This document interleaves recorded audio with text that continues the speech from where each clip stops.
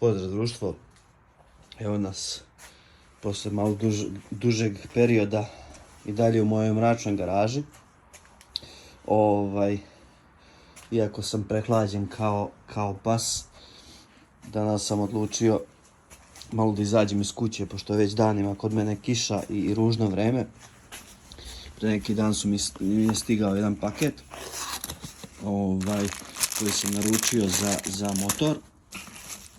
U pitanju je, sad ću da vam pokažem, u pitanju je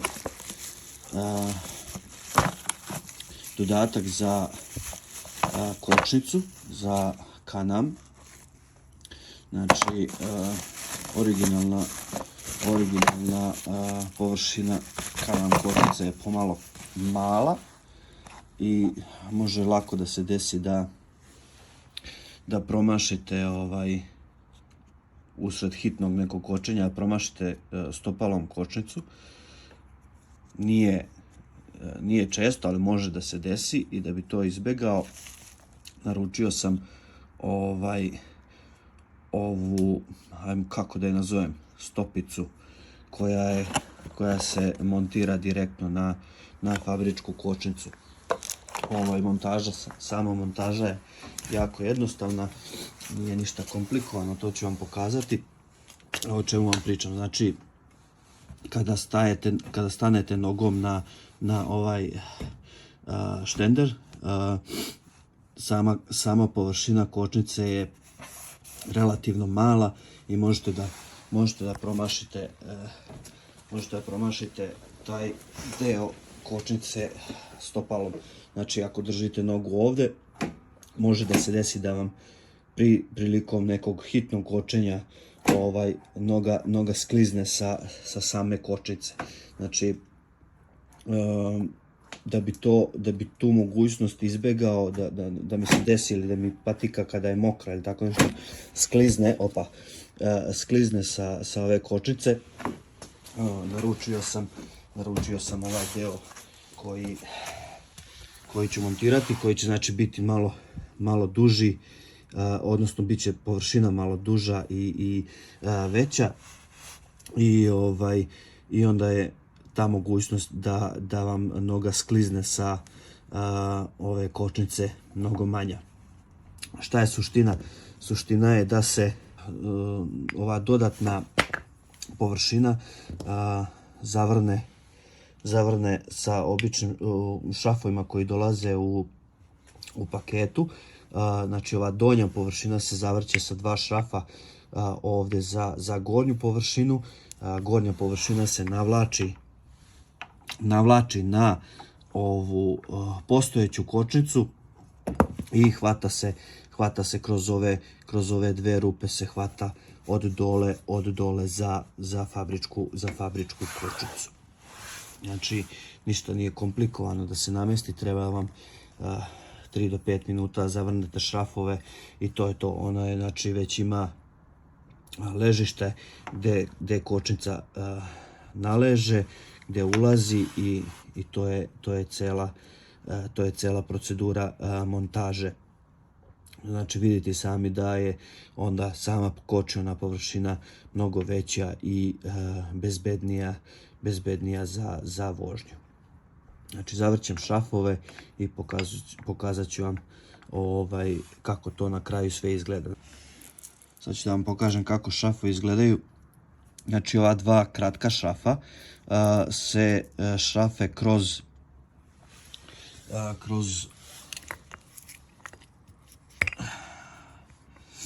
ove 2 rupe i oni drže ovaj produžetak sa donje strane za fabričku kočnicu. A ova 2 šrafa, imbus šrafa, se šrafe u ove 2 rupe i oni drže donji deo za gornji deo produžetka. Prvo kačim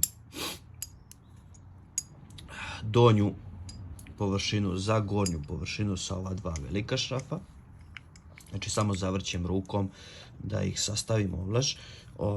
Posle ću da uzmem ključ i da zavrnem. Zavrnete ova 2 mala šrafa, vodite računa da ovaj deo koji je zatvoren ide unutra, a ovaj deo koji ima imbus ulaz da stoji sad, tako da bi mogli da zavrnete dalje šraf. Znači, zatvorena strana ide unutra, a otvorena strana ide napolje da bi mogli poslije da zavrćete sa ključem dodatno da zategnete. To je to. Zavrćemo ovo, nameštam pa vam pokazujem krajnji rezultat i koliko je u stvari bolja i sigurnija kočnica sa ovom dodatnom većom površinom za kočenje. Ovako izgleda kada se zavrne. Znači, dva velika šrafa se zavrnu da bi ova dva komada stajala zajedno. Uvrnete lagano ove šrafove na donju stranu i nakon toga je potrebno samo da navučete ovaj deo na kočnicu i onda da uzmete ova dva mala šrafa i da ih zavrnete tako da se ovaj dodatak praktično drži zajedno za kočnicu, odnosno da se fiksira na kočnicu. Dok zavrćete šrafove, vodite računa da vam se ne uvrne ova površina, mada kažem poprilično precizno isečena i neće vam pobeći nigde specijalno dok je budete zavrnuli. Ja sad ne mogu da je pridržavam zbog toga što držim telefon, ali to je suština. Znači, kada se budu ovi šrafovi zavrnuli, ona se neće pomerati nigde. To je to. I evo ga, ovako izgleda. Znači, vodite računa samo da pravilno, odnosno ravnomerno zavrnete ova dva mala šrafa, da ne bi ukosili, odnosno uvrnuli ovaj dodatak. Znači, jako je bitno da zavrnete onako kako je to stvarno potrebno. Vi nemate potrebe da nešto pretjerano da pretežete ove šrafove, jer prosto će se oni držati kako treba, bez nekog specijalnog velikog zatezanja.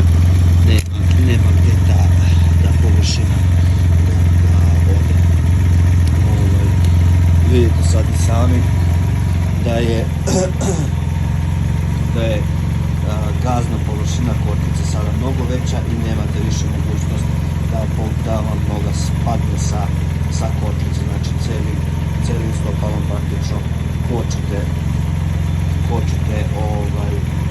direktno na kočnicu.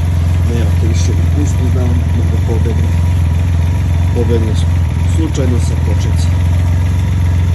Pošto sam prehlađen baš i teško mi da pričam, to je to što se tiče ovog videa. Vidimo se u nekom sljedećem videu. Zapratite me, pogledajte moje ostale videe i savjete šta bi mogli sami da uradite na Can-Am Rykeru. To trenutno izgleda ovako. Nakon svih izmjena i dalje spavamo u garaži, pošto je zima, hladno, ne možemo da se vozimo. U odnosu na sam početak, kako je motor izgledao u stok varijanti, sada ima poprilično dosta dodatih stvari. Što se tiče samih originalnih delova i dosta stvari koje sam ja sam napravio i uradio na motoru. Pozdrav, do sljedećeg videa.